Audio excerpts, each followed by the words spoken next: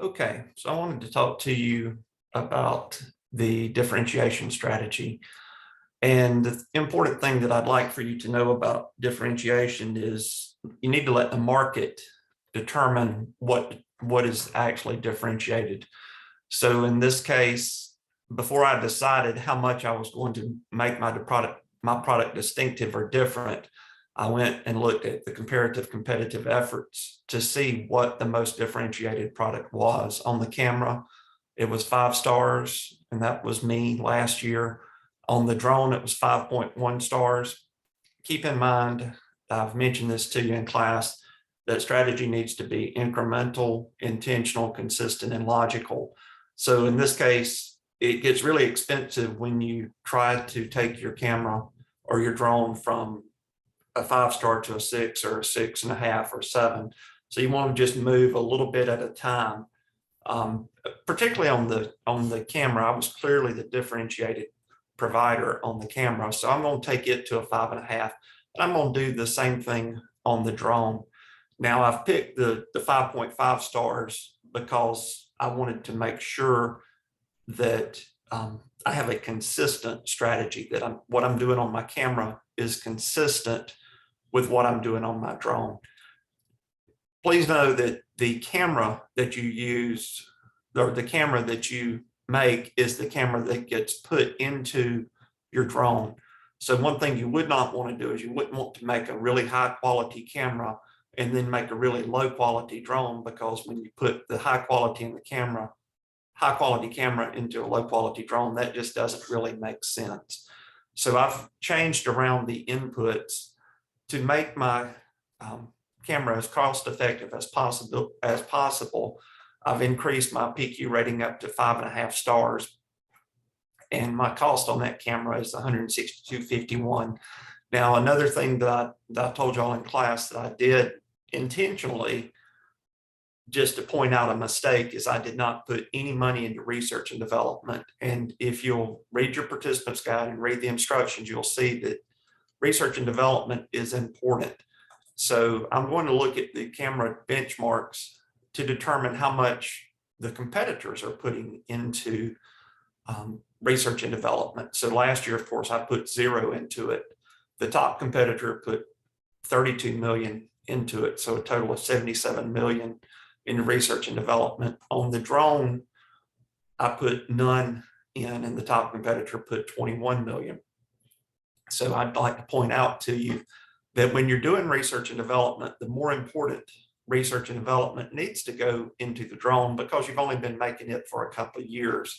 You've been making the camera for all 5 years before you took over the company, now 6 years.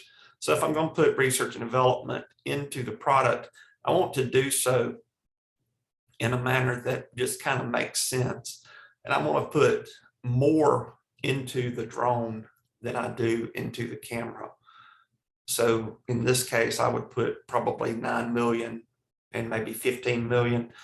One thing that you might want to consider is to let the market sort of dictate how much you put into research and development.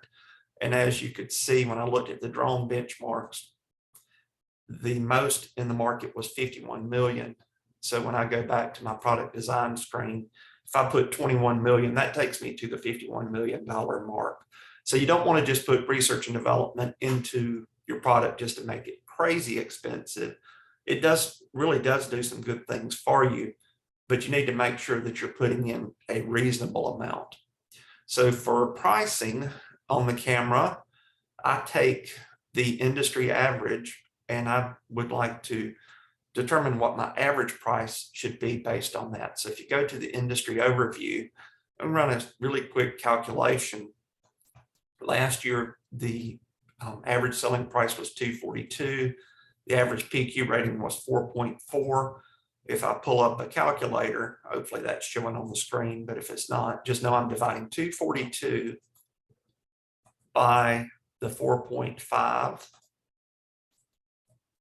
And that gives me $53.77 per star. If I multiply that times 5.5, which is my PQ rating, then average selling price for my product should be $296.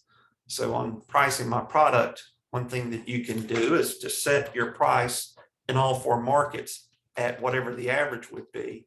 Something has changed this year, and you have, for the first time, exchange rate adjustments introduced. You can read all about that on the Camera and Drone Journal, but your currencies are fluctuating. Sometimes currencies are up, sometimes they're down. Globus is really easy because it gives you the net effect of the currency fluctuations. In the United States, our net revenue impact is plus 4%. In Europe, it's 1.58. In Latin America, we're losing about 20% of our revenue because of currency fluctuations.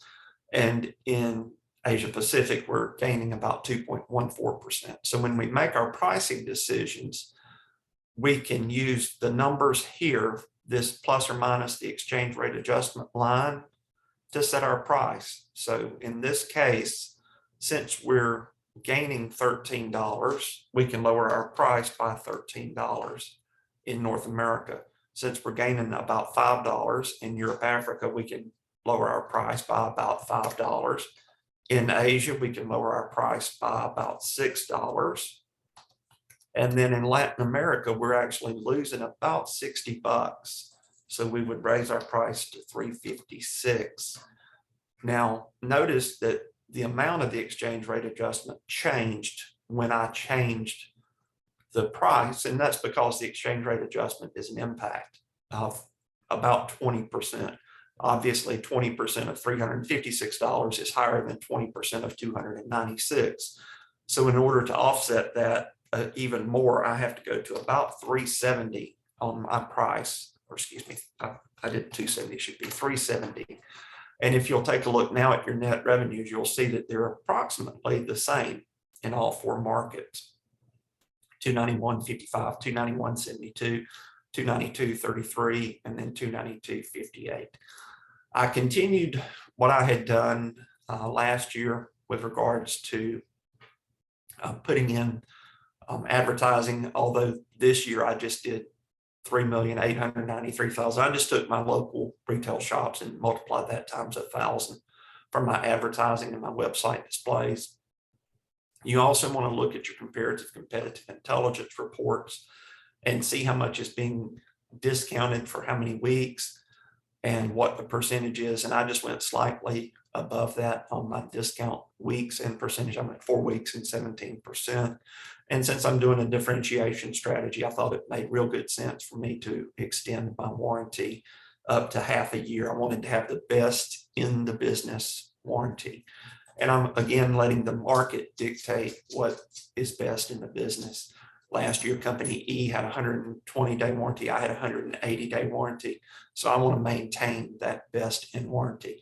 So I'm going to save these and I'm going to upload this video, and I'm going to just give you bits and pieces. My next video will be about UAV drone marketing.